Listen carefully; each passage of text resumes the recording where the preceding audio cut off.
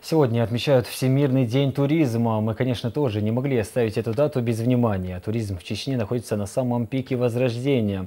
Каждый год регион посещают десятки тысяч туристов. Одновременно строятся несколько грандиозных объектов, которые в значительной степени повысят интерес жителей различных стран. В связи с сегодняшним днем мы решили провести диалог с заместителем председателя Комитета правительства Чеченской Республики по туризму Юсупом Магомаевым. Маршал Юсуп Магомедович. Да, маршал. В последнее время все чаще можно увидеть людей, фотографирующих разные достопримечательности нашей республики. Какие изменения в динамике посещения туристами Чеченскую республику? Сегодня в Чеченской республике с каждым днем все больше и больше туристов посещает. И мы это наблюдаем на улицах города Грозного в основном. Но также и в горной части республики достаточно много. В этом году мы видим намного больше туристов, чем в прошлом году. Если в прошлом году мы встретили 50 тысяч туристов, в этом году около 60 тысяч на данный момент уже посетило Чеченскую республику. Это количество постоянно растет, и мы надеемся, что оно будет в разы увеличиваться в дальнейшем.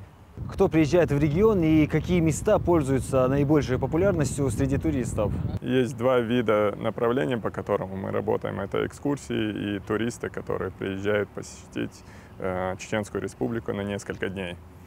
Экскурсии в основном проводятся по городу Грозному.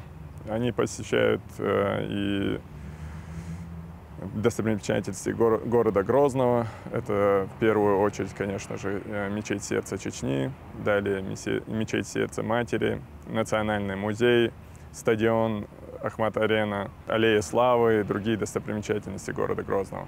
Туристы, которые приезжают на несколько дней, имеют возможность увидеть и город Грозный, и горную часть Чеченской республики, это Кизиной-Ам и Аргунское ущелье. И это является наиболее востребованные направления. Сколько маршрутов у нас существует для туристов и какие из них наиболее перспективные? В данное время постоянно действующие маршруты – это город Грозный, город Аргун, озеро Кизиной-Ам и Аргунское ущелье и Тумкалинский район. А так у нас действует 13 маршрутов, по которым туристы могут проводить свой отдых. Как обстоят дела с профессиональным составом экскурсоводов и существует ли такая проблема нехватка кадров в отрасли? На данный момент можно сказать, что нехватки экскурсоводов нет. Их количество с каждым днем растет. Все новые и новые гиды-экскурсоводы изучают это направление и работают по нему. Есть ли у нас проблема в отсутствии качественной туристской инфраструктуры, наличие гостиниц, различных кафе по маршрутам следования, наличие торговых сувенирных точек и доставка на автобусах туристов, ну и так далее? На данный момент в городе Грозном такой нехватки не чувствуется, но в горной части республики можно сказать, что к этому надо идти, и гостиниц недостаточно, гостевых домов недостаточно, и ресторанов тоже. Можно сказать, в этом направлении нужно двигаться. Помимо этого, конечно же, в существующих ресторанах и гостиницах нужно повышать все-таки сервис, и это является нашей основной задачей на следующий год. С каждым днем все больше и больше объектов начинают работать, открываются новые объекты. В конце прошлого года, в октябре месяце, открыта была гостиница Кизиной-Ам, которая находится у озера Кизиной-Ам рядом с селом Хой. И таких объектов нужно открывать все больше и больше в дальнейшем.